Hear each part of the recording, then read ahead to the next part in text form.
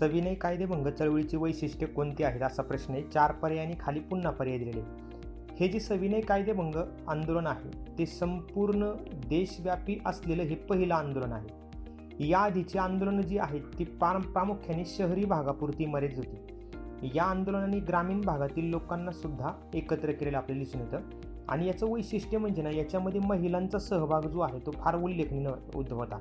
म्हणजे कस्तुरबा गांधी, कमलादेवी चट्टोपाध्याय, अवंतिकाबाई गोखले असा संदर्भ आहे. आणि या आंदोलनाचा आधार जो आहे तो आधार होता मुख्य म्हणजे अहिंसात्मक आंदोलन होते. खान अब्दुल गफार खान जे आहेत त्यांच्या नेतृत्वाखाली पठाण लोकांनी खुदाई खिदमतगार नावाची एक जी काही संघटना स्थापन केली होती आणि स्वातंत्र्य लढ्याची शपथ घेतली होती. त्यामुळे हे देखील स्टेटमेंट योग्य आहे. वास्तविक या आंदोलनामुळे एक लोकांमध्ये निर्भयता निर्माण झाली. धारासना सॉल्ट जी आहे, धारासना सॉल्ट वर्क्सवरती 2,500 लोकांचं नेतृत्व केलं सरोजिनी नायडू यांनी 21 मे रोजी.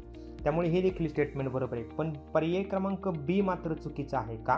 कारण गांधीजींनी कैसर-ए-हिंद किताब, युद्ध पदके ही परत दिलेली घटना बरोबर आहे, पण ती यावेळी नाही दिली. तर 1920चं जे खिलाफत आंदोलन होतं ना, त्या खिलाफत आंदोलनाच्या वेळी दिलेली आपल्याला दिसून येते. त्यामुळे पर्याय क्रमांक ब जर कट झाला तर अ, क आणि ड असा पर्याय योग्य उत्तर आहे.